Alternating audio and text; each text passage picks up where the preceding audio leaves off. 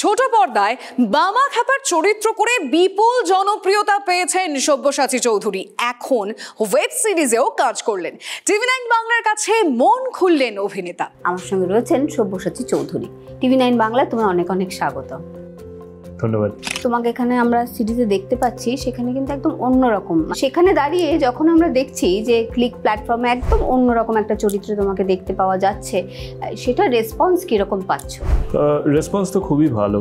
Trailer যখন থেকে বেরোয় তখন থেকেই মানুষের একটা ইন্টারেস্ট গ্রো করেছিল। স্পেশালি রাজস্থান বা জয়সলমীর, এটা তো আমাদের বাংলা চলচ্চিত্রের সাথে বলো বা ইভেন খুব রিসেন্টলি ওটিটি প্ল্যাটফর্মেরও বেশ কিছু কাজ হয়েছে। তো মানুষ সেটা সবসময়ই খুব এনজয় করে এবং নস্টালজিক মোমেন্টস থেকে শুরু করে অনেকে সোনার কেল্লার সাথে ডিরেক্টলি লিঙ্ক করে, অনেকে নতুনভাবে হয়তো রাজস্থানকে চিনতে চায়। কি স্মৃতি রয়েছে মানে সত্যজিৎ রায়ের ফেলুদা বা এইগুলো নিয়ে তোমার স্মৃতি কতটা ছোটবেলা থেকে? হ্যাঁ, আমার মানে বেসিক্যালি ছোটবেলাতে আমি যে ভেবেছিলাম যে আমি অভিনয় করব কোনোদিন, সেটা প্রথম ভেবেছিলাম আমি দুটো সিনেমা দেখে। হ্যাঁ, দুটোর মধ্যে কিন্তু কোনো সম্পর্ক নেই এবং দুটো মানুষ স্টার্ক অপোজিট, ঠিক আছে।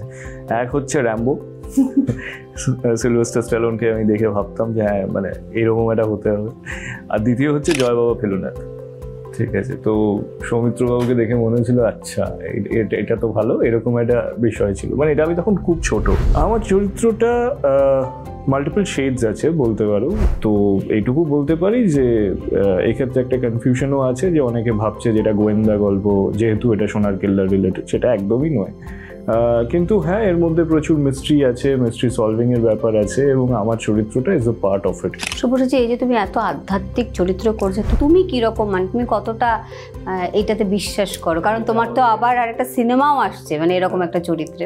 হ্যাঁ, এটা আমাকে অনেকেই প্রশ্ন করেন যে তুমি কতটা আধ্যাত্মিক অ্যান্ড তুমি কতটা নিজে থেকে বিশ্বাস করো। দেখো, আমার মনে হয় অভিনেতা যদি তুমি কাউকে বলো যে না ছেলেটি ভালো অভিনয় করে বা মেয়েটি ভালো অভিনয় করে, তো তুমি তাকে যে চরিত্রটা দেবে, যেটা সে অ্যাকসেপ্ট করে, সে সেটাকে বিশ্বাসযোগ্য করে তোলবার চেষ্টা করবে।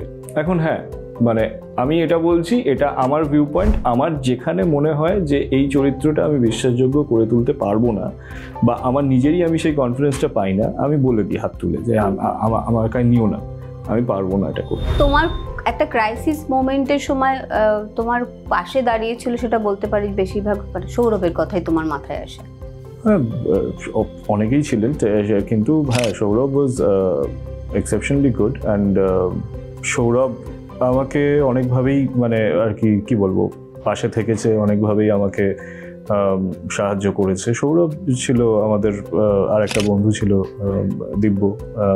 হ্যাঁ, সেরকমভাবে দেখতে গেলে তো ইন্ডাস্ট্রিতে বন্ধু বান্ধব আছে, but at the same time নেইও। মানে আমি বেশিরভাগ সময় আমি একাই থাকি বা আমার খুব ক্লোজ একটা সার্কেল আছে, আমি তার মধ্যেই ঘোরাফেরা করি আর